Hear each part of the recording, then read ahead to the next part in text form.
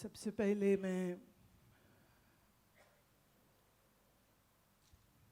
मेरे बहुत अति प्रिय श्रद्धा के केंद्र परम पूज्य महाराज जी के श्री चरणों में प्रणाम करती हूँ और उपस्थित संत वृंदों के चरणों में मेरे प्रणाम और आप सभी महानुभाव और देवियों के संग मेरा हृदय से अब संवाद शुरू होता है।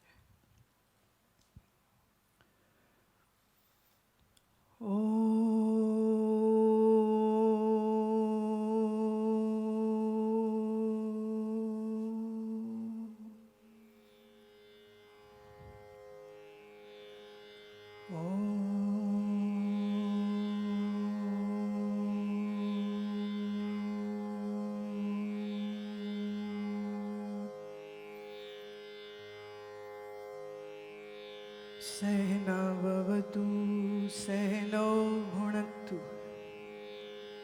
सवीर्यं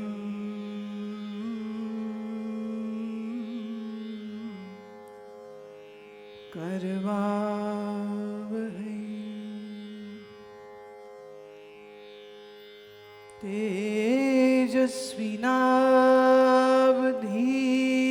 तेजस्विनावधीतमस्तु मा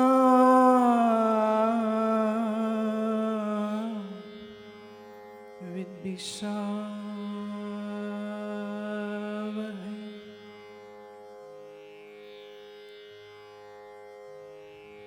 गुरुर्ब्रह्मा गुरुर्विष्णु गुरुर्देवो महेश्वरः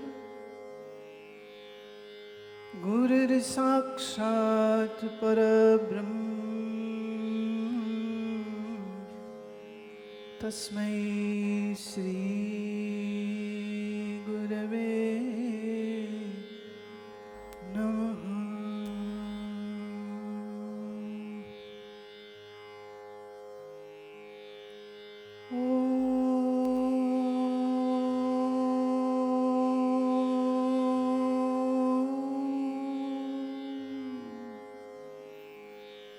शांति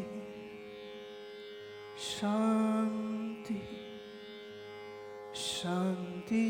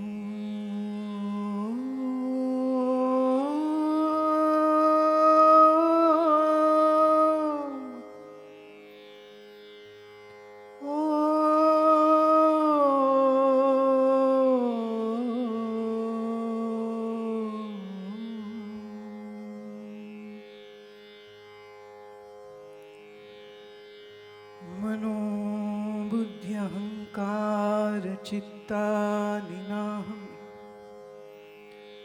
न च श्रोत्र जिह्वे न च घ्राण नेत्रे न च व्योम भूमिर्न तेजो न वायु चिदानंद रूपा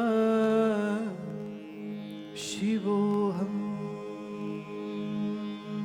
शिवोऽहं। न च प्राणसंज्ञो न वै पञ्चवायुः न वा सप्तधातुर्न वा पञ्चकोश न वाक्पाणिपादो न चोपस्तपायो चिदानन्दरूपः शिवोऽहं शिवोऽहम्। न मे द्वेषरागो न मे लोभमोहो मदो नैव मे नैव मात्सर्यभावः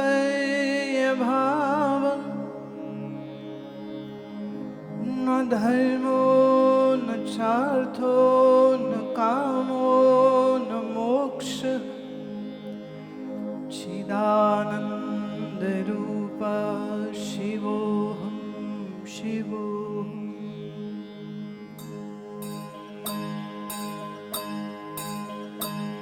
शिवोऽहं शिवोऽहं शिवोऽहं शिवोऽहं शिवोऽहं शिवोऽहं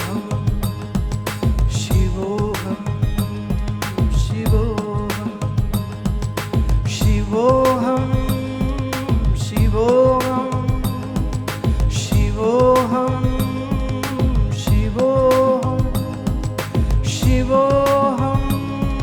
शिवोऽहं शिवोऽहं शिवोऽहं शिवोऽहं शिवोऽहं शिवोऽहं शिवोऽहं।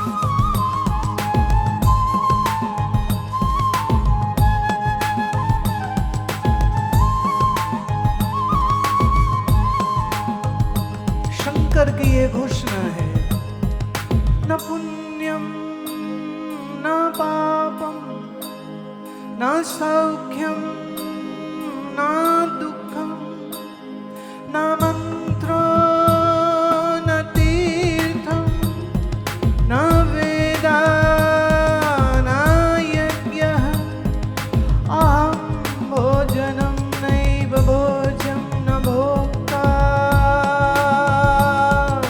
चिदानन्दरूपा शिवोऽहं शिवोऽहं चिदानन्दरूपा शिवोऽहं शिवोऽहं।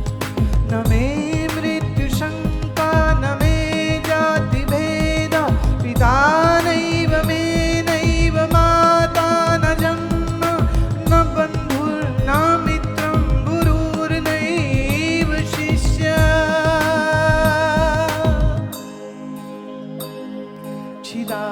चिदानन्दरूपा शिवोऽहं शिवोऽहं।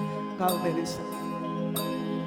चिदानन्दरूपा शिवोऽहं शिवोऽहं चिदानन्दरूपा शिवोऽहं शिवोऽहं चिदानन्दरूपा शिवोऽहं शिवोऽहं चिदानन्दरूपा शिवोऽहं शिवोऽहं शिवोऽहं शिवोऽहं शिवोऽहं शिवोऽहं शिवोऽहं शिवोऽहं शिवोऽहं शिवोऽहं।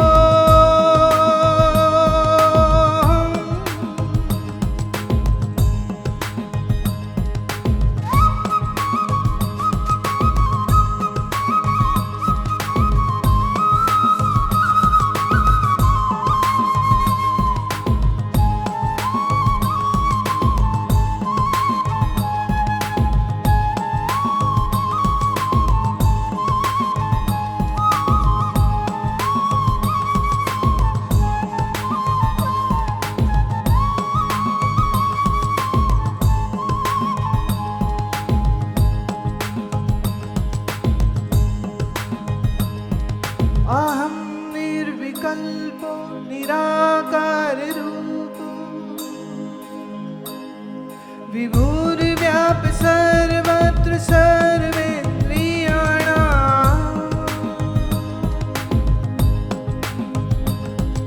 सदा मे समत्वं न मुक्ति न बन्ध चिदानन्दरूप शिवोऽहं शिवो चिदानन्दरूप शिवोऽहं शिवो शिवोऽहं शिवोऽहं शिवोऽहं शिवो शिवोऽहं शिवोऽहं शिवोऽहं शिवोऽहं शिवोऽहं शिवोऽहं शिवोऽहं शिवोऽहं शिवोऽहं शिवोऽहं शिवोऽहं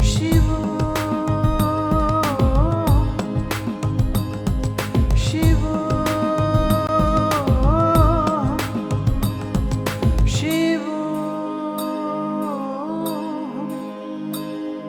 शिवोऽहं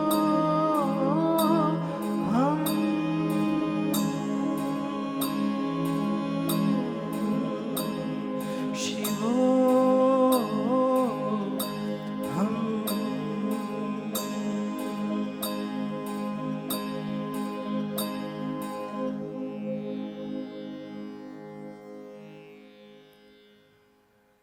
ये डिम डिम घोषणा है वेदांत की, ये डिम डिम घोषणा है, ये महावाक्य है। तुम कौन हो? तुम शिव स्वरूप हो,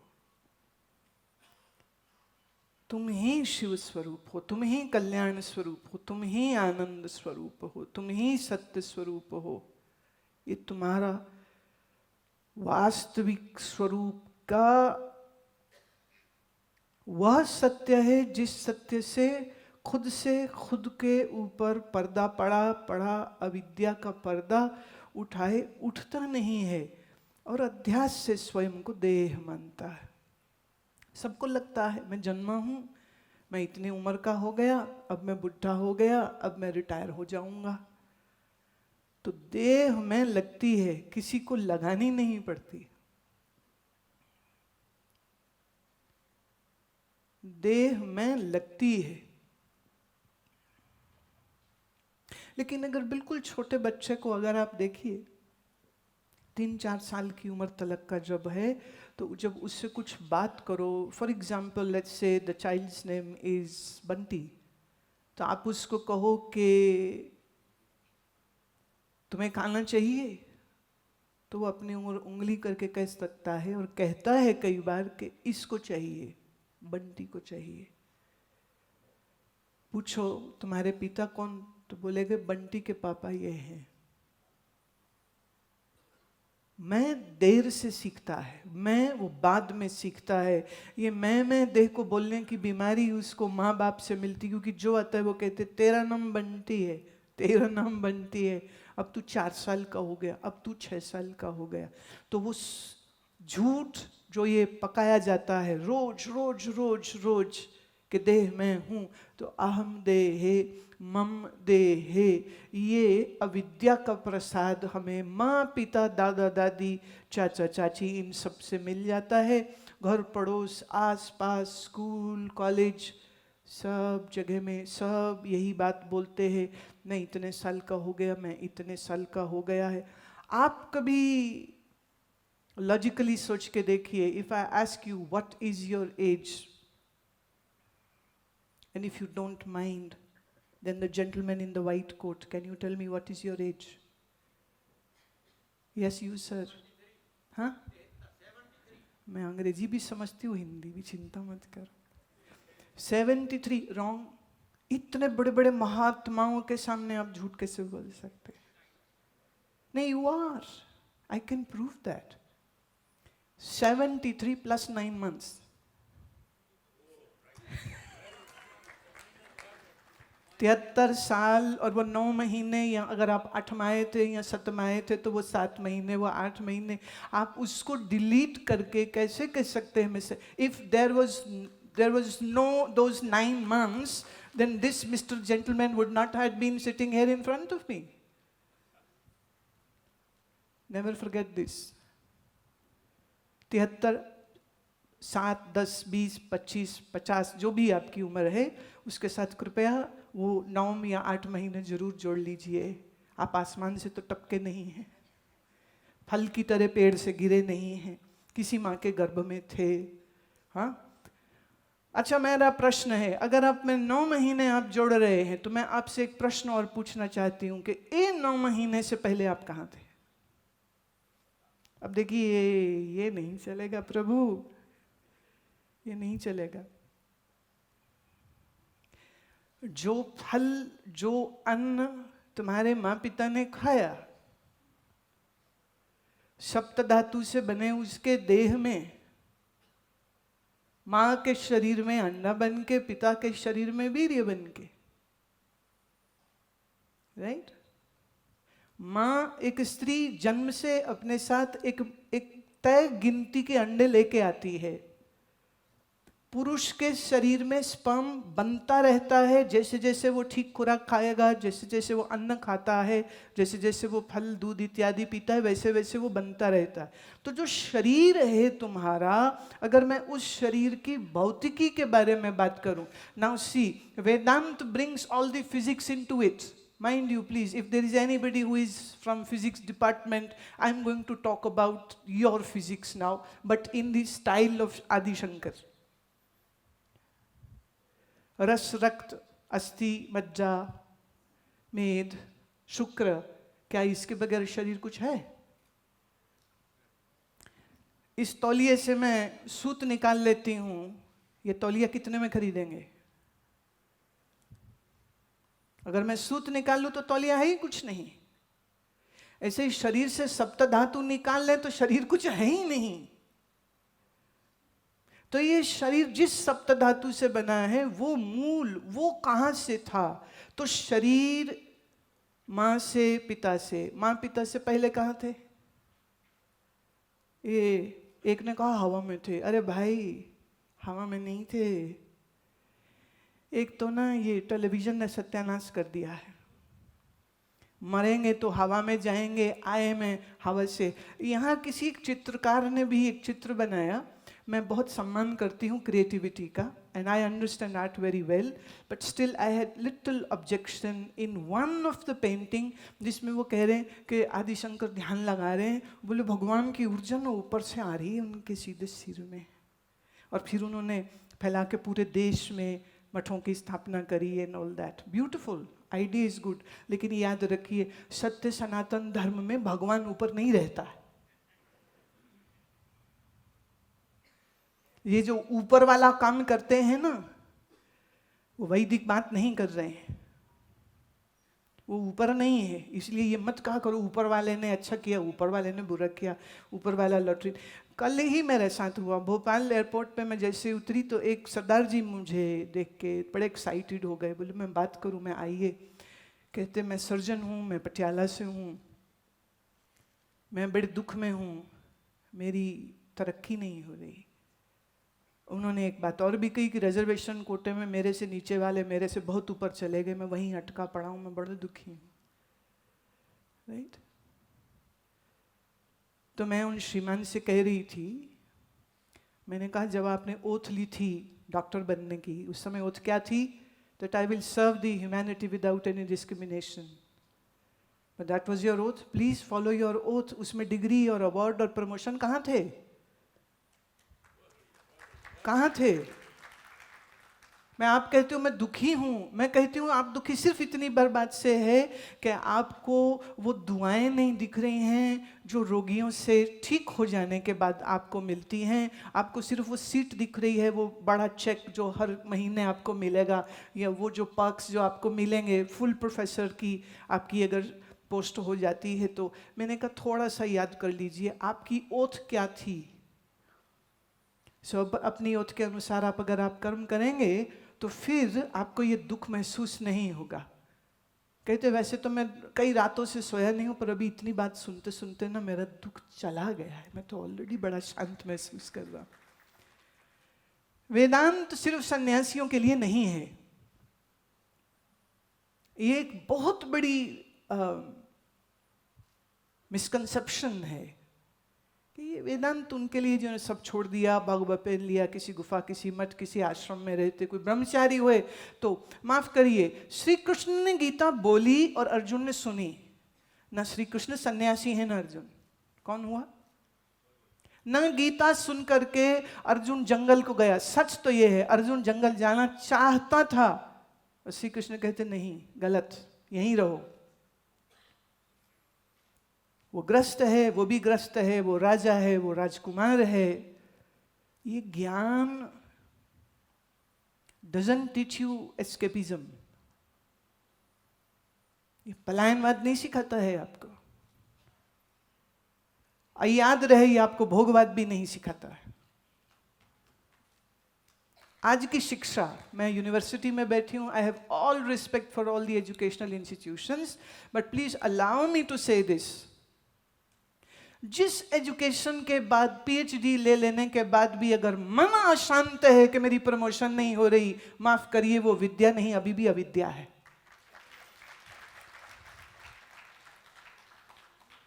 BTech, MTech, CA, BCA, software engineer हो जाने के बाद भी अगर मन में जलन हो रही है कि उसकी गाड़ी मेरी गाड़ी से बड़ी कैसे, तो अभी आपके पास विद्या नहीं, अविद्या है।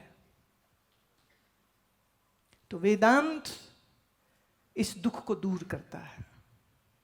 वेदांत तुम्हें सिखाता है कि बेटे, ना लेफ्ट देखो ना राइट देखो, सिर्फ भीतर देखो। और भीतर देखना आ गया तो बाहर कोई दूसरा दिखेगा ही नहीं। जब बाहर कोई दूसरा दिखेगा नहीं, ना मैं द्वेष रागो, ना किसी से द्वेष रह जाएगा, ना किसी से राग रह जाएगा। वननेस नारा नहीं है, लेट्स बी वन।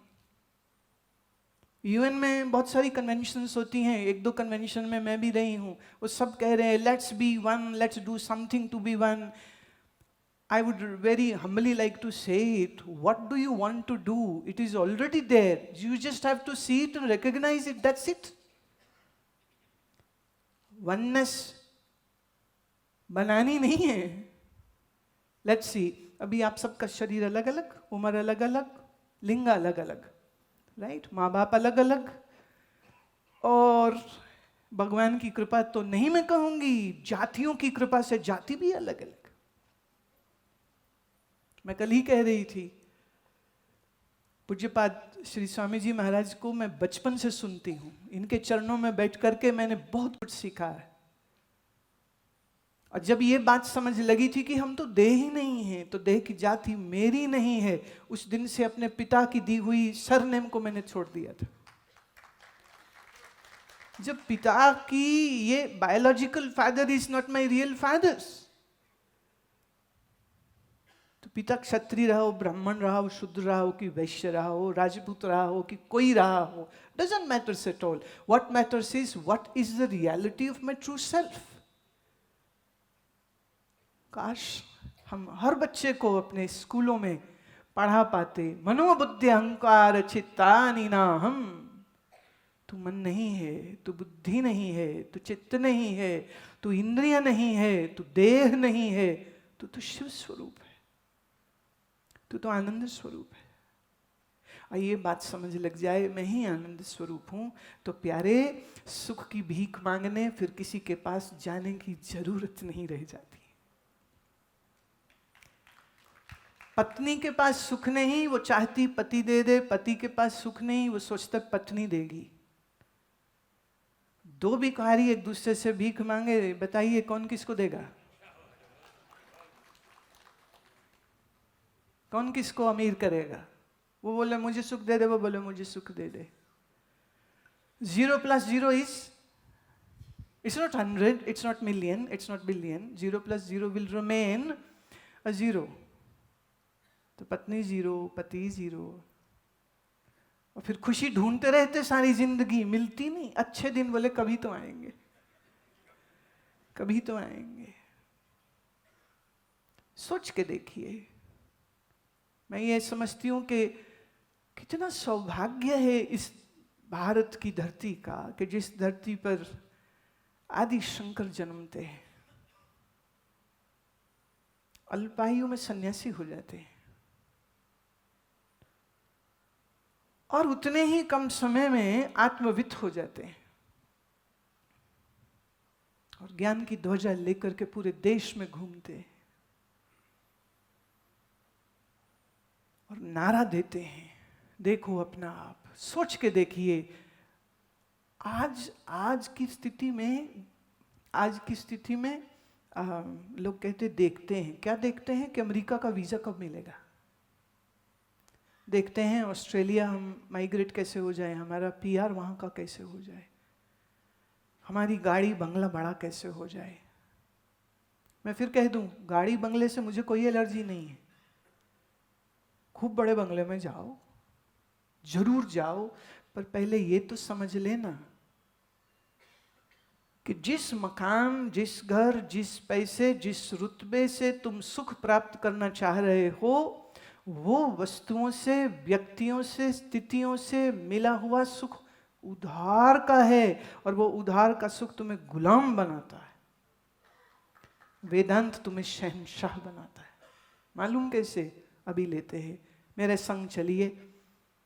मैं आप सबसे पूछती हूँ, आपको सुख चाहिए या दुख? थोड़ा जवाब दीजिएगा, क्योंकि ऐसे ही थोड़ा सा अंधेरा है, मुझे लगा तुम सो जाओ। वैसे ऐसी संभावना है नहीं कि मैं बैठूं तो कोई सो जाए, पर फिर भी लेफ्ट राइट चेक कर लीजिएगा। Please give me answer back, I would like to know your responses. आपको सुख चाहिए या दुख? कभी कभी मिले कि हमेशा? किसी एक से मिले कि सब से? किसी एक जगह में बैठ के मिले कि सब जगह से? अच्छा, उधार मिले कि ना कहते? अच्छा, 30% दुख मुसीबतें और 70% सुख चलेगा कि 100%? बेईमानी वाला कि शुद्ध शुद्ध चाहिए? अच्छा, सुख आए तो सही, पर तुम्हारी पीठ पीछे बैठा रहे, तुम्हें मालूम भी न चले। ऐसा सुख चाहिए जिसका पता भी न चले या जिसका मालूम भी तो चले? तो ज्ञात हो कि अज्ञात हो? अज्ञात नहीं चाहिए, ज्ञात चाहिए। देखिए, आपको ज्ञात सुख चाहिए, आपको शुद्ध सुख चाहिए, आपको सदा चाहिए, आपको सब जगह से चाहिए, आपको सब वस्तुओं से चाहिए, आपको अभी की अभी चाहिए, आपको कभी खत्म होने वाला नहीं चाहिए। क्या आपको जरा भी ध्यान है? आपको एक्चुअली परमात्मा चाहिए। अब राह चलते किसी रिक्शा ठेले वाले से कहो कि तुमको भगवान चाहिए, वो कहेगा नहीं नहीं, भगवान नहीं चाहिए, कार चाहिए। पर याद रहे, कार से भी सुख चाहिए, गाड़ी से भी सुख चाहिए, मकान से, वस्तु से, व्यक्ति से। हम उसके विस्तार में न जाएं, आप सब बहुत बुद्धिजीवी हैं, समझदार हैं, मेरे इशारे को पकड़ते जाइए। एक्चुअली हम सब जीव परमात्मा को ही चाह रहे हैं। सदा वही है, सर्वत्र वही है, शुद्ध वही है, अपार वही है, अभी वही है, ज्ञात भी वही है। अब यहां सिर्फ एक जो प्रॉब्लम आती है वो ये है कि कहां है परमात्मा? जॉब ढूंढने बड़ी दूर जाते हो, बीवी ढूंढने भी बड़ी दूर जाते हो, शादी.com, दिस दैट, कौन कौन से .com से। आजकल वेबसाइट से खाना भी ऑर्डर होता है और खाना बनाने वाली भी ऑर्डर हो जाती है, घर में डिलीवरी हो जाती है। कौन चाहिए देखिए, मिल जाता है सब। परंतु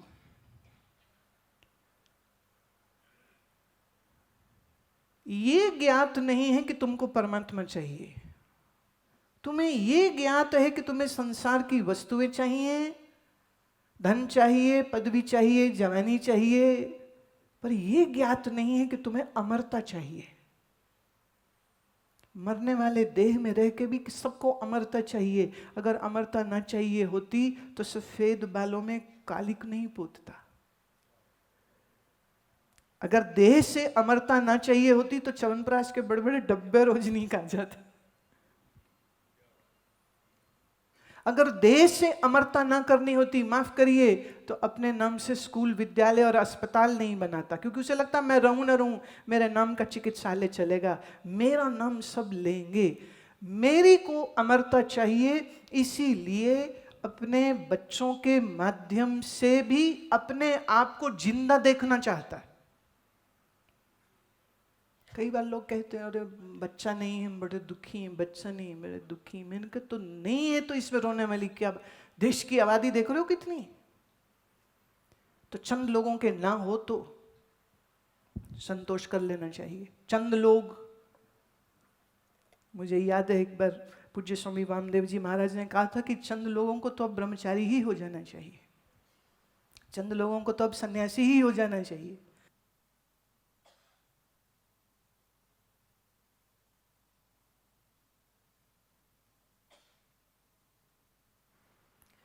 देह मरेगी ये हम याद करना नहीं चाहते। मैं हमेशा रहूं ये हमारी कामना है। दुखी हम होना नहीं चाहते, चाहते सुख है, बहुत बड़ा वाला सुख चाहिए, परमानंद चाहिए, आनंद चाहिए, परंतु वो आनंद कहाँ मिलेगा ये भी ज्ञात नहीं है, ये ज्ञात नहीं है। बहुत पुराने संत लोगों की कही हुई बातें हैं, कई फकीरों और कई गुरुओं के नाम से इसको कहा जाता है कि महात्मा कहते थे कि सत्संग में नहीं आते, अरे भैया आया करो दुकान छोड़ के कभी कभी। वो कहते नहीं महाराज बच्चे हैं, ये है, तो बुढ़े हो जाएं, थोड़ा काम सेट हो जाए, फिर आएंगे फिर आएंगे। तो महात्मा ने कहा अच्छा ऐसा करो कि ये लो मेरी एक सुई तुम रख लो, तुम दूसरों का सामान रख के पैसा देते हो, ये मेरी सुई रख लो, अगले जहान में तुमसे ले लूंगा। बोले मजाक करते हो क्या? ये बाबा हो के मजाक करते हो क्या? सुई अगले जहान में मेरे साथ जाएगी क्या? बोले बेटे जब मेरी सुई न जाए तो तेरा ये सब जाएगा, जो सुई न जाए तो ये जाए, तो छोड़ थोड़ा तो इसको। वेदांत तुम्हें सिखाता है, बताता है, समझाता है मन में क्या तुम चाह रहे हो और जिसको चाह रहे हो वो कहाँ है, ये दोनों विषयों को वो स्पष्ट कर देता है। देह नहीं हूं मैं, और आपकी भी मोहब्बत देह से नहीं होती। मालूम कैसे? पति पत्नी बेटा बेटी बीमार हो जाए, वेंटिलेटर पे डाल दिया जाए और डॉक्टर कहे कि पता नहीं क्या होगा, कोमा में चला गया, क्या होगा, बड़ा महंगा इलाज है। मालूम परिवार वाले क्या चाहते हैं? जाने दो अब इसको संभालने का अब क्या फायदा, वेंटिलेटर अब ऑफ कर दो। एक समय के बाद अगर मरीज खुद होश में हो, मैं कितनी ऐसी महिलाओं को, कितने ऐसे पुरुषों को मिली हूं जो ये कहते हैं एक ही आशीर्वाद दो, बस मर जाएं, अब जाएं अगले। कहाँ जाओगे? मैं क्या माता जाएगी कहाँ? कहती ये तो पता नहीं है, आए कहाँ से ये पता नहीं है, जाएंगे कहाँ ये पता नहीं है। महाराज क्या बावले बावले घूम रहे हो तुम? बावला समझते हो? दीवाना। कहाँ से आए मालूम नहीं, जाएंगे कहाँ मालूम नहीं, भगवान कहाँ? बोले मंदिर में। मंदिर में भगवान है? श्री राम का मूर्ति है, श्री कृष्ण का मूर्ति है, शिव का मूर्ति है, देवी का मूर्ति है। पर तुम एक बात समझ लेना बहुत अच्छे से, हम इन सबको अपने आसपास रखते हैं भव्य मंदिर बना बना करके, इसलिए नहीं कि हम मूर्ख हैं और हमें मालूम नहीं कि ये जड़ वस्तु है। खुद पत्थर को तराश करके मूर्ति बनाई है। संत नामदेव महाराष्ट्र के हुए हैं, उन्होंने लिखा जो ये मूर्त सांची है तो कड़नहार को खाओ। जिसने दोनों पांव में पत्थर दबा करके मूर्ति बनाई थी, अगर ये सच में भगवान है तो सबसे पहले वो उस मूर्तिकार को मारती ना कि तुम मेरे छाती में पैर काहे रख रहे। याद रहे संत नामदेव विट्ठल महाराज के भक्त हैं, विष्णु का, कृष्ण का नाम विट्ठल। जिसने विट्ठल विट्ठल सारी जिंदगी गाया, वो संत नामदेव कह रहे जो ए मूर्त सांची है तो कड़नहार को खाओ। बेवकूफ नहीं है ये देश, ये जानता है मूर्ति भगवान नहीं है, पर मूर्ति आवश्यक है उस नए बच्चे के लिए जिसको सर्वम खलविदम ब्रह्म भी समझ नहीं आएगा, तो हम उसको दिखाते ये भगवान राम प्रणाम करो। बस थोड़ी प्रॉब्लम पता है यहां क्या आ गई है, आपने बच्चों को यह भी सिखा दिया इम्तिहान आ जाए बेटा भगवान को प्रणाम करो पास करा देंगे। अब ये गड़बड़ हो गई यहां पर। शादी नहीं हो रही, नौकरी नहीं हो रही, ये नहीं हो रहा, भगवान को बोलो, भगवान को बोलो। और शुरू हो गया रिचुअल, नारियल चढ़ाओ, फूल चढ़ाओ, इधर से अंदर गया, उधर से बाहर घूम के फिर दुकान में आया, उधर से फिर घूमा, इधर से चक्कर चल रहा है। एक ने कहा ये तो बड़ा चक्कर है, मैंने कहा दुनिया चक्कर, उस चक्कर में तुम भी पड़े हो। और जब तक किसी ज्ञानी गुरु की संगति नहीं करोगे, जब तक अपने सच शास्त्रों को नहीं सुनोगे, इस चक्कर से तुम्हारी मुक्ति नहीं हो सकेगी। पंडित का व्यवसाय है कि वो तुमको दिखाए कि ईश्वर तुमसे दूर है। उसने भी बच्चे पालने हैं, उसने भी रोजी रोटी खानी है, उसने भी बच्चों को सामान लेकर के देना है, वो कहां से लेके दे? वो कहते यही भगवान है, करो इसकी पूजा। किंडरगार्टन क्लास में हम बच्चे को भेजते हैं, पर जल्दी ही बच्चा हायर सेकेंडरी स्कूल में जाता है, फिर जल्दी ही बच्चा कॉलेज जाता है, यूनिवर्सिटी जाता है। कुछ ऐसी ही ग्रोथ धर्म के क्षेत्र में होनी चाहिए थी कि बच्चे को पहले हम ले गए मंदिर, यह भगवान करो प्रणाम, नमामि शमीशान निर्वाण रूपम, करो प्रणाम। पर फिर इस बच्चे की क्लास एडवांस हो जानी चाहिए थी, फिर इस बच्चे को बताया जाना चाहिए था कि शंकर का सरगुण और निर्गुण रूप क्या है, फिर उसे बताया जाना चाहिए था जैसे तू देह नहीं है ऐसे शंकर भी देह नहीं है, जैसे तू देह नहीं चिदानंद स्वरूप है, ऐसे ही शंकर जी भी देह नहीं चिदानंद स्वरूप है। पर जब अद्वैत वेदांत का प्रचार प्रसार न होता हो, माफ करिए मैं फिर कह दूं, हर क्लास के लिए एक टीचर होता है, प्राइमरी का टीचर है, सेकेंडरी का टीचर है, कॉलेज का टीचर है, और फिर इस यूनिवर्सिटी में जैसे बड़े बड़े महानुभाव बुद्धिजीवी लोग स्त्री और पुरुष आगे पढ़ा रहे हैं, सबका अपना अपना लेवल है। ऐसे ही धर्म के क्षेत्र में भी कुछ वो हैं जिनका काम है कि वो ये सिखाए कि यहाँ से पूजा शुरू करो, घंटी बजाओ। अब मैं कई बार लोगों से पूछती हूँ कि तुम्हें मालूम भगवान के मंदिर जाते तो घंटी क्यों बजाते हो? वो कहते जी भगवान सो रहे हैं तो हम घंटी बजा के कहते भगवान हम आ रहे हैं ना। घंटी बजानी थी अपने सोए हुए मन को जगाने के लिए, अपने मन को एकाग्र करने के लिए। बाहर दीपक जलाना था कि तुम्हें याद आए कि जैसे बाहर दीपक की रोशनी ने अंधेरे को दूर किया, ऐसे ज्ञान की रोशनी जब मेरे मन बुद्धि में जगेगी तो मेरे मन बुद्धि में अज्ञान अविद्या रूपी अंधकार दूर हो जाएगा। तमसो मां ज्योतिर्गम्य, ये याद आनी चाहिए थी। भारत देश में बच्चे टेक्निकल फील्ड में बहुत अच्छी तरक्की कर रहे हैं। Indian engineers are the best. Google का head mister Pichai, right. NASA में मेरे कोई जानने वाले लोग काम करते हैं, बोले जब जो ऊपर का टॉप रैंक है बस वही गोरे हैं, बाकी सारे नीचे तकरीबन हमारे देसी लोग हैं जो नासा में काम करते हैं। कोई कमी नहीं, बुद्धि बहुत, लेकिन सारी बुद्धि पदार्थ में लग गई है, सारी बुद्धि भोग में लग गई है। आपने पढ़ा होगा, मैं भी पढ़ती हूँ, जब खबर के एक डॉक्टर सुइसाइड कर लेता है, एक इंजीनियर हॉस्टल की छत से कूद जाता है, ये क्यों? क्योंकि हमने भोग के पदार्थ के साधनों में तो सबके दिमागों को लगा दिया, लेकिन धर्म में नहीं लगाया। और धर्म में भी कहाँ, जो तुमको तुमसे परमेश्वर को अलग और दूर बताए। जानना दूर की बात निराशी रे, कबीर साहब कहते दूर की बात निराशी रे, साहिब मेरे घट में बैठा, दूर न मथुरा काशी रे। न मथुरा में न काशी में है तो वो मेरे में, अगर मेरे में नहीं। और हिम्मत जुटाई ना कबीर ने, हिम्मत जुटाई, आखिरी दिनों में आके काशी ही छोड़ दिया था। जाके बसे मगर, जहाँ के लिए कहते हैं कि यहाँ मरे तो गधा होगा, अगला जन्म गधे का होगा। बोले नहीं, मैं वहीं जाऊंगा। क्यों? बोले अगर मेरा मोक्ष मेरे ज्ञान से नहीं हो रहा और सिर्फ काशी में रहने से हो रहा हो, तो फिर इस ज्ञान की क्या कीमत।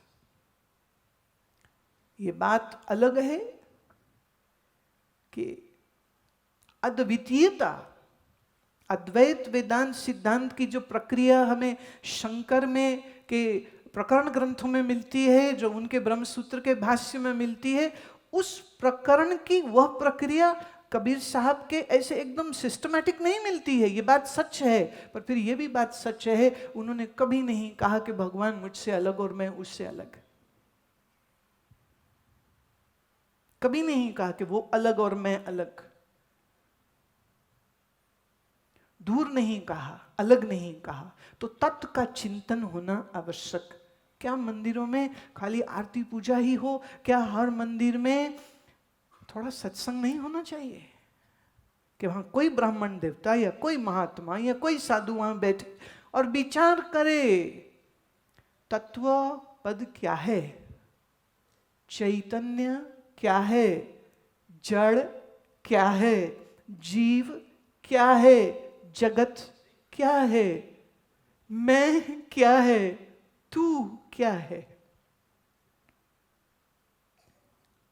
हरिद्वार में एक महात्मा हुए थे, स्वामी शंकरानंद भिक्षु जी। उनका मैं अभी पिछले दिनों पढ़ रही थी पुस्तक, छोटी सी एक पुस्तक है। उसमें उन्होंने कहा कि किसी ने उनसे पूछा कि आपको सबसे प्रिय ग्रंथ कौन सा है? तो भिक्षु जी कहते हैं, मेरे को एक ही ग्रंथ प्रिय है और उसमें सिर्फ 4 अध्याय हैं। पहला अध्याय जागृत, दूसरा अध्याय स्वप्न, तीसरा अध्याय सुषुप्ति, चौथा अध्याय तुरीय। बोले ये 4 अध्याय वाली ग्रंथ को मैं पढ़ता हूं और मैं कुछ नहीं पढ़ता हूं। विधिवत वेदांत पढ़ा है, विधिवत वेदांत के महान चिंतक रहे, परंतु उन्होंने कहा कि अल्टीमेटली बहुत सारे ग्रंथ का शब्द जाल यहाँ इकट्ठा कर लेने से कभी कभी तुम अहंकार के बोझ में तो आ जाते हो, पर ब्रह्मवित नहीं हो पाते हो। ब्रह्मवित मतलब जिसने जाना, ब्रह्मविद ब्रह्मैव भवति। जाना, परोक्ष रूप से जाना कि अपरोक्ष रूप से जाना, पॉइंट ये आ जाता है। भगवान है, परोक्ष ज्ञान। भगवान कहीं है, परोक्ष ज्ञान। हम अच्छे कर्म करके मर के उसके लोक जाएंगे, ये भी परोक्ष ज्ञान। फिर कह दूं दूर की बात निराशी रे, तो अपरोक्ष क्या? देखो बहुत बार लोग कहते हैं भगवान ना हमारे साथ रहते। थोड़ा चिंतन करें, भगवान मेरे साथ रहते हैं तो मेरे में और भगवान में कितने इंच का फासला है, कितने मिलीमीटर? जैसे देखो यहाँ ये हाथ है और ये हाथ के ऊपर ये नैपकिन है, तो दोनों साथ साथ है, नैपकिन हाथ साथ साथ, वेरी क्लोज। तो कुछ पॉइंट मिलीमीटर का डिफरेंस तो भी है ना, नैपकिन अलग है, हाथ अलग है, दोनों साथ हैं। तो क्या भगवान और मैं इस तरह है साथ साथ? अच्छा, अगर भगवान इस तरह से मेरे साथ है, मैं कौन? देह नहीं, सप्त धातु का ये पिंजरा मैं नहीं, इसमें चलते प्राण मैं नहीं, पंच प्राण मैं नहीं। पंच प्राण का विस्तार है, पंचकोश के बारे में थोड़ा अध्ययन करेंगे तो बहुत सुंदरता से वो स्पष्ट हो जाएगा। इस देह में सोचने विचारने वाला मन, वो मैं नहीं। सोचे हुए पर निर्णय करने वाली बुद्धि है पीछे, वह भी मैं नहीं। तो देह नहीं, इंद्रिय नहीं, कर्म इंद्रिय नहीं, ज्ञान इंद्रिय नहीं, मन नहीं, बुद्धि नहीं, चित्त नहीं, अहंकार नहीं, ये सब जड़ में चेतन। स्टेप 1 दृग् दृश्य विवेक। बहुत सुंदर ग्रंथ, कृपया हाथ में लीजिए और पढ़िए, कृपया थोड़ा इसका मनन करिए।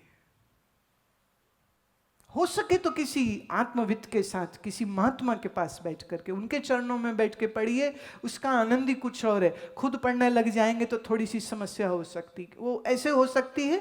मैं एक उदाहरण देती हूँ। एक व्यक्ति ने मीट पकाने की रेसिपी अखबार से देखी, पत्नी गई थी मायके, उसको लगा ले कौन सी बड़ी बात है। उसने कटिंग निकाली, जो सामान था सब सामान खरीदा, जो भी चाहिए था वो सब, मीट वीट और मसाले वसाले टमाटर सब लिए, और उसने सब सजाया बड़े अच्छे तरीके से शेल्फ पर किचन की। इतने में एक चील आई और चील ने मारा झपट्टा और मीट का थैला लेकर के वो उड़ गई। ये पतिदेव बोले ले जा, रेसिपी तो मेरे पास है। अब चील को तो रेसिपी नहीं चाहिए। तो जब वेदांत ज्ञान को कुछ एकेडमिकली पढ़ा जाएगा ना, तो वो फिर रेसिपी जैसा हो जाएगा। जैसे कई सज्जन मिलते, हमारी एक आत्मा है जो आनंद स्वरूप होती है, खुद रो रहा है। थोड़ी देर पहले मुझे कह के हटा, डिप्रेशन बहुत हो रहा है। मिला था तो जय सच्चिदानंद, मैंने कहा जय सच्चिदानंद, मुझे लगा बड़े ज्ञानी महाराज आए हैं, कैसे हो, अच्छे हैं। थोड़ी देर बैठे, फिर कहानी खुल गई, डिप्रेशन, ये ठीक नहीं, वो ठीक नहीं, रात नींद नहीं आती। महाराज वेदांत सुनने वाला और पढ़ने वाला कहे रात नींद नहीं आ रही, मेरे ना हजम नहीं होती। ये तो ऐसा हो गया, कोई कहे बड़ा बड़ा अंधेरा है पर सूरज आया हुआ है। ये कैसा सूरज आया कि अभी भी अंधेरा हुआ पड़ा है? वेदांत ज्ञान पढ़ने वाला कहे मौत से डर लगता है, गड़बड़ है। वेदांत ज्ञान पढ़ने वाला कहे रात करवटें बदलती निकल जाती, नींद नहीं आती, गोली खानी पड़ती है। जो गोली खा रहा है समस्या है, एकेडमिकली नहीं। जैसे मिश्री मुंह में डाले तो मिठास आती है, उस वो मिठास को हम साक्षात अनुभव करते हैं, हमें कुछ कल्पना करने की जरूरत नहीं। ऐसे ही मैं चैतन्य स्वरूप हूं, और फिर जो कुछ दिख रहा है सो जड़ है। अगर मैं सच्चिदानंद स्वरूप हूं और फिर मैं कहूं परमात्मा मेरे साथ है, तो प्रश्न उठता है क्या परमात्मा ये वाला जो तुम्हारे साथ है ये जड़ है या चेतन है? दो चेतन हो नहीं सकते, चेतन एक है। तो अगर मेरे अलावा कोई परमात्मा होगा तो याद रहे वो भी जड़ हो जाएगा, और जो जड़ हो गया वो परमात्मा कैसे?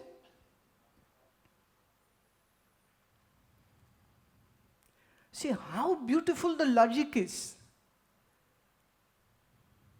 एक दृष्टा एक दृश्य। सांख्य को अगर लेते हैं, एक दृष्टा एक दृश्य, संसार दृश्य में दृष्टा, देह इंद्रिय मन बुद्धि सहित सारे संसार का दृष्टा। मैं चैतन्य, संसार जड़, मैं सत, संसार असत, संसार दुख रूप में आनंद रूप, मैं साक्षी स्वरूप। अब यहां इसलिए अनीश्वरवादी योग और अनीश्वरवादी सांख्य को बनानी पड़ी जगह, क्योंकि अब दूसरे की जगह कहीं नहीं है।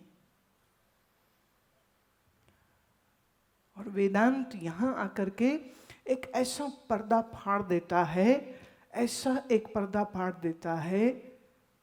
मैं उस दिन कुछ पंक्तियां ऐसे देख रही थी, मैं तुझे ढूंढ रहा था। ध्यान से सुनना, मैं भगवान के लिए कह रही हूं, मैं तुझे ढूंढ रहा था, तू मैं बन के बैठा हुआ था। मैं तुझे ढूंढ रहा था, तू मैं बन के बैठा हुआ था। तू का पर्दा उठाऊं कैसे? मैं तुझको पाऊं कैसे? मैं तुझको ढूंढ रहा था कि मैं मुझको ही ढूंढ रहा था। ये दूसरा नहीं है, तू के भेष में मैं है। तो बोले मैं है कि तू है? फिर एक पॉइंट ऐसा आता जहां कहते ना कहो मैं है ना कहो तू है। बोले चुप रहो, अनिर्वचनीय रहने दो, बात ना करो। वैसे भी देखो, जब तक मोहब्बत कच्ची होती है ना, आई लव यू चलता है। आजकल कुछ ज्यादा चलता है, व्हाट्सएप से चलता है, I love you, I love you. College university में थोड़ा और ज्यादा चलता है, पर इस लव में लव नहीं होता है, इस लव में कहीं भी लव नहीं होता है। क्योंकि जिसको वो यू कह रहा है वो एक शरीर है, और उस शरीर में एक मन है, और मन का स्वभाव है चंचला, मन बदलता रहता है। इसलिए आज ये अच्छी लगती, कल वो अच्छी लगती, कल वो अच्छी लगती, और होता ये ना ये मिलती ना वो मिलती ना वो मिलती। कहाँ प्रेम के लिए भटकते हो प्यारे? थोड़ा भीतर झांक के देखते तो प्रेमास्पद भी तुम ही हो, और प्रेमी भी तुम ही हो, और प्रेम भी तुम ही हो।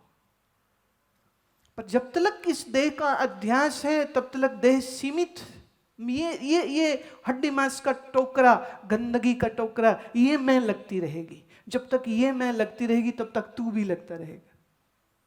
ऐसे ही जब तक मन के साथ अध्यास है तब तक मैं जीव हूं ये लगता रहेगा, तब तक कोई मेरे से अलग परमात्मा है ये भी लगता रहेगा। मैं जिक्र करना चाहूंगी इस बात का, सूफियों ने इस बात को समझा। मैं कह देना चाहती हूं, बाबा बुल्ले शाह एक वेदांती हैं। बहुत लोग ये बात नहीं समझते। और जलालुद्दीन रूमी एक वेदांती हैं, पर उन्होंने शंकराचार्य नहीं पढ़ा था। लेकिन जिस फकीर के साथ उन्होंने संगत करी थी, उस फकीर की संगत से, वो फकीर कहाँ से आया पता नहीं चला। और चूंकि सच बोलने वालों की गर्दनें उड़ा देते हैं ना ये लोग, तो उसकी भी उड़ा दी थी, उसके गुरु की भी गर्दन काट दी गई थी। लेकिन वो ज्ञान जो है ना, उसको तो कोई मार नहीं सकता है। तो रूमी कहता है, हर विचार से मैं उठता हूं, हर मौत मारती है मैं फिर जीता हूं, पर्दे बदलता है कोई और मैं सब देखता हूं। ये उसकी कविता का अनुवाद है जो मैंने हिंदी में किया था। देह बदलती है, विचार बदलते हैं, पर कौन है जो नहीं बदलता? ढूंढ रहा था जिसको, वो तो मैं ही निकला। ढूंढ रहा था मैं जिसको, वो तो मैं ही निकला। इसीलिए अब सिर्फ नाचता हूं, सिर्फ नाचता हूं, सिर्फ नाचता हूं। ये उसने किया। ये मस्जिदों में कौन नाचता है? ना ना वहां ना नाचे कोई, ना ताली बजावे कोई, पर वो नाचता है, वो नाचता है। बुल्ले शाह नाचता है। बुल्ले शाह भी क्यों नाचे मैं फिर कह दूं, बहुत पढ़े लिखे थे, काजी थे, ये थे वो थे, लेकिन पर्दा खुला अज्ञान का तब जब गुरु मिला। इसीलिए गुरुर ब्रह्मा गुरुर विष्णु गुरुर्देवो महेश्वर, गुरु ब्रह्मा बन के मेरे अंदर ज्ञान की दिव्य दृष्टि को लाके देता है। तू कौन है देख, ये देखना सिखाता है।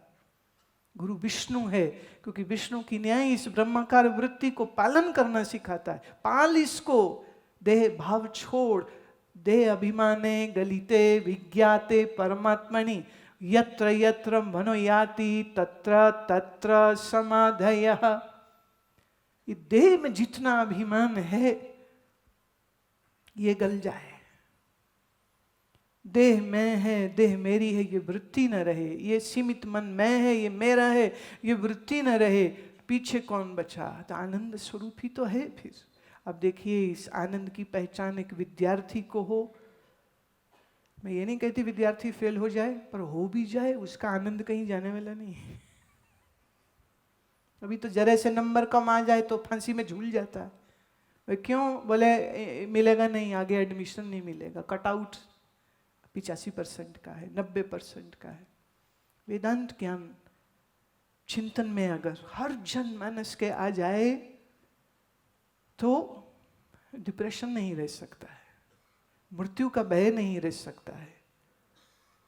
किसी ने कहा लो जी, तो फिर जीवन में सारे ये जो विकास हो रहे हैं ये महत्वाकांक्षा की भावना से ही तो आते हैं, मैं ही आनंद स्वरूप, तो चुपचाप करके बैठ जाएगा। ऐसा तो नहीं होता है।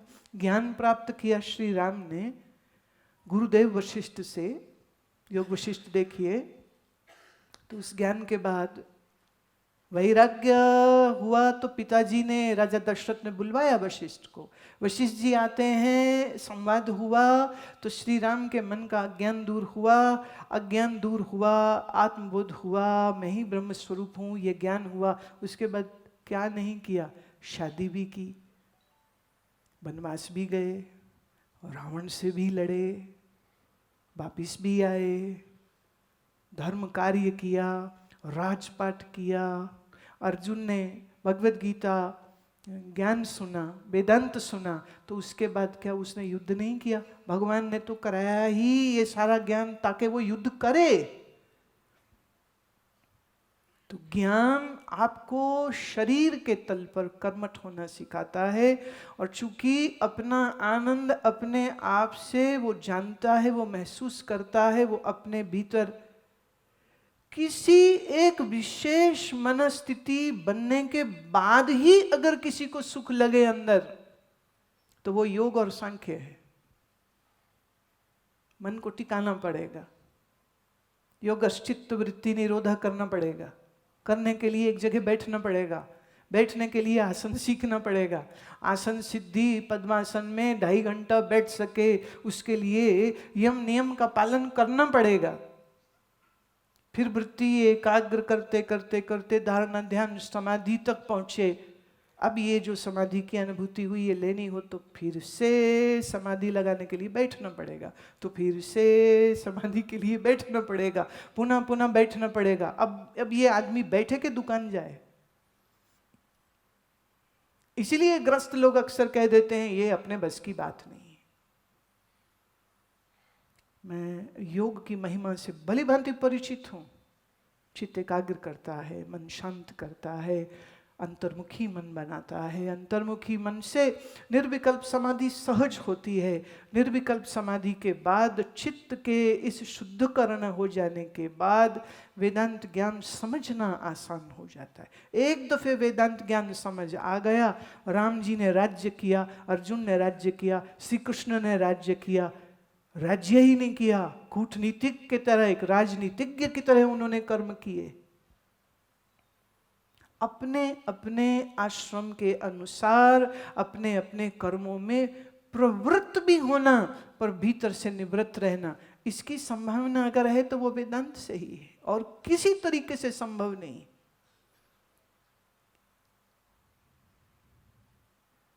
बड़ा बोल नहीं है, भक्ति का बड़ा रस है, मैं उसको बहुत अच्छे से जानती हूँ, महसूस करती हूँ, खूब डुबकी लगाते हैं उसमें। परंतु फिर भी एक बात कह देना चाहती हूँ, जहाँ भक्ति अंतःकरण की शुद्धि करता है, पर वहीं एक दासता की भावना तो बनी ही रहती है, एक दीनता की भावना तो बनी ही रहती। भगवान खुश रहे। और तुम्हें मालूम, सायुज्य, सारूप्य, सामीप्य, सालोक्य, ये मोक्ष भगवान देगा भक्त को। पर फिर ये भी कहा वो जब चाहे वापस भी ले सकता है। जय विजय का लिया ना, वहीं थे वो विष्णु की सेवा में, और नाराज हो गए तो चल निकल बाहर।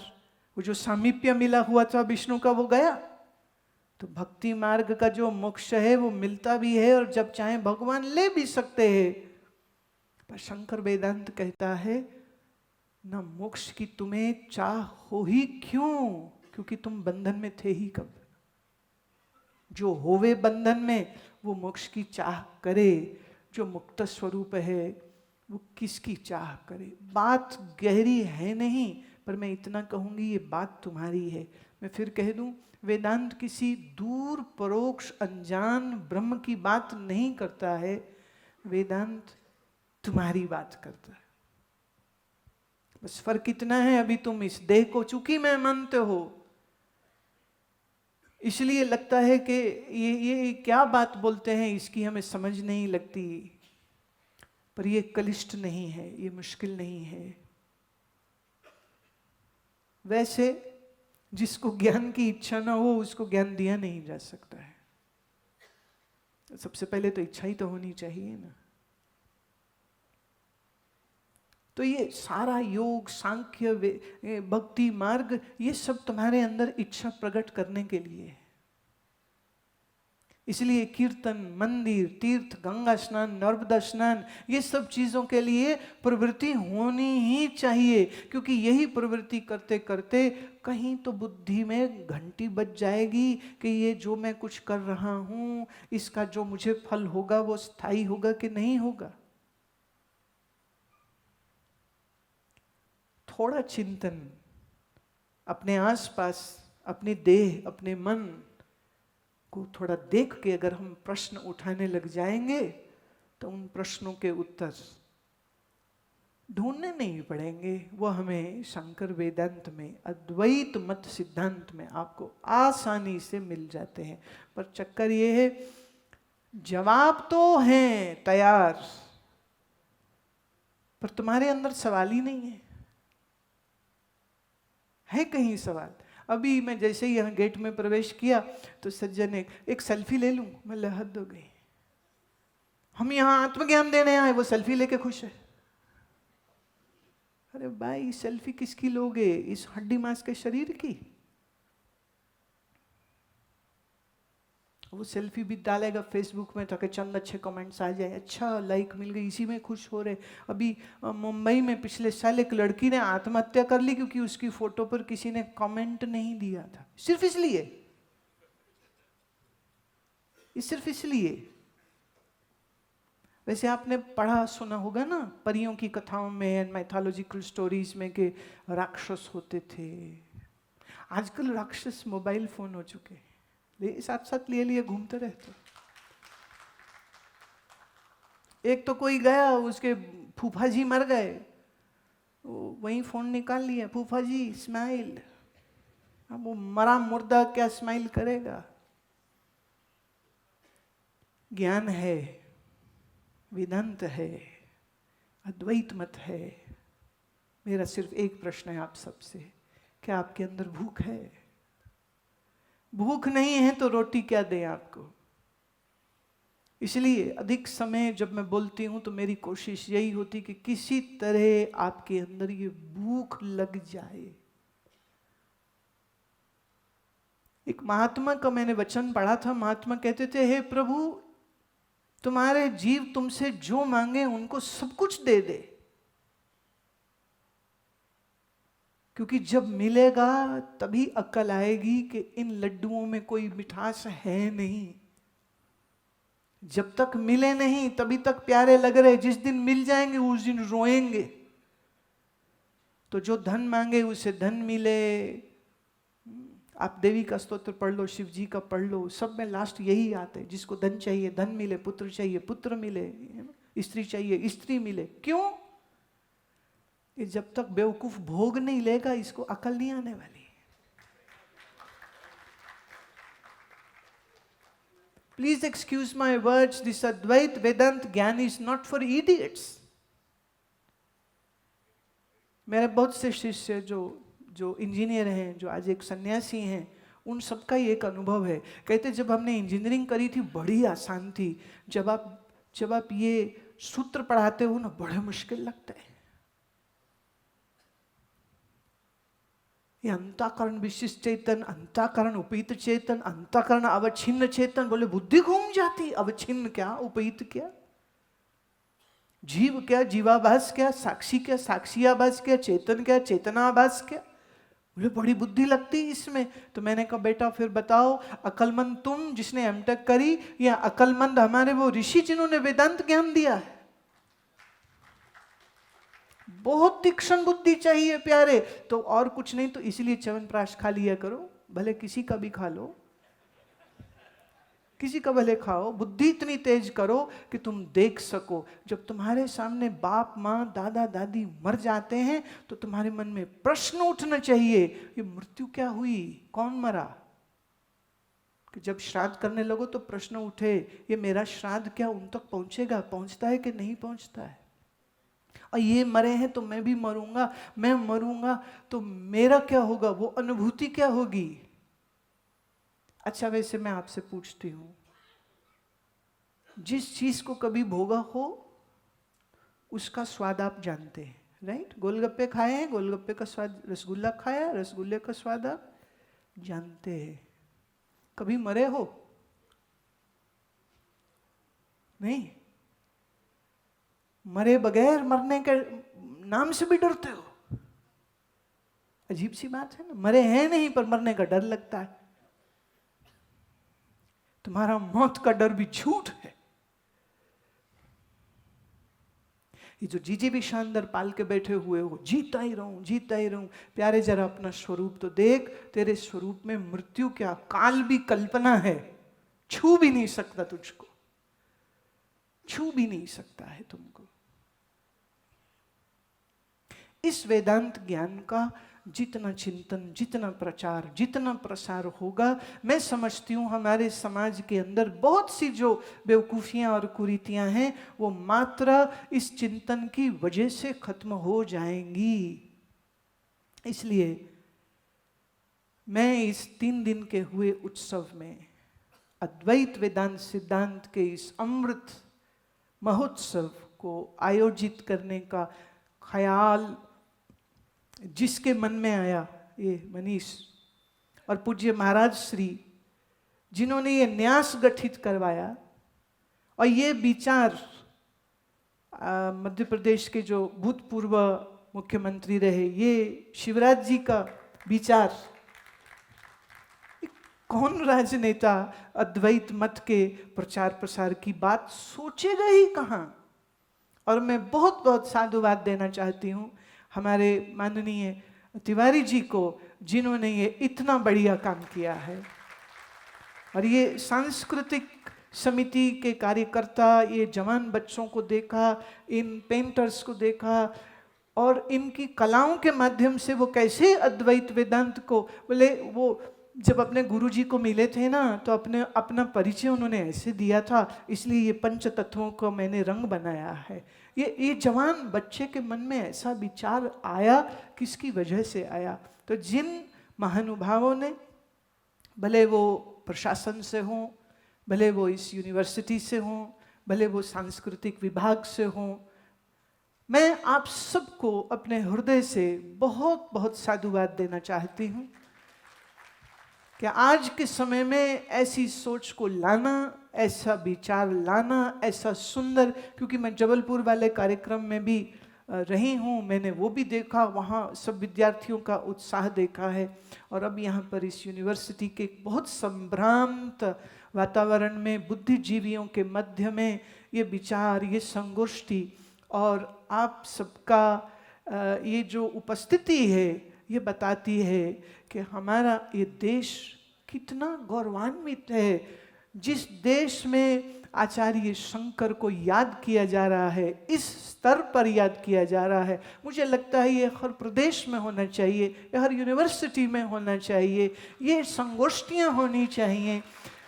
प्रोफेसर्स हैं, लेक्चरर्स हैं, स्टूडेंट्स हैं, आम जनता है, ये सन्यासियों के आश्रमों से जहाँ पढ़ाई लिखाई कराई जाती है, वहाँ से निकाल के जनमानस में अगर इसको पहुँचाया जाए, आप गर्व करेंगे कि फिर भारत देश के नागरिक हैं, आप गर्व करेंगे इस बात का।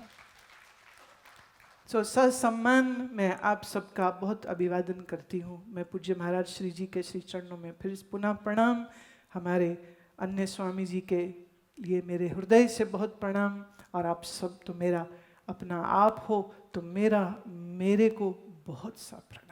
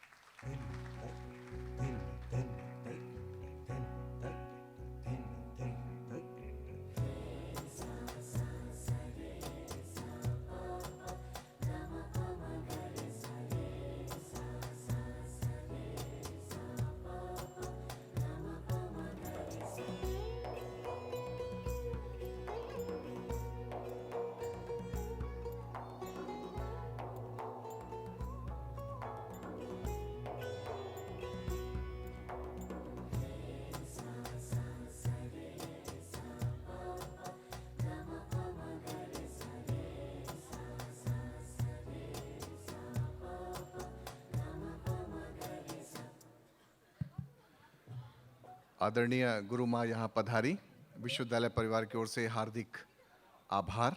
उन्होंने आशीर्वचन दिए हम सबको, हम सब बहुत अपने आप को गौरवान्वित महसूस कर रहे हैं। एक बार पुनः आप सभी सज्जनवृंद यहाँ पधारे, आप सभी का एक बार पुनः कोटिशः अभिनंदन एवं धन्यवाद। जय हिंद।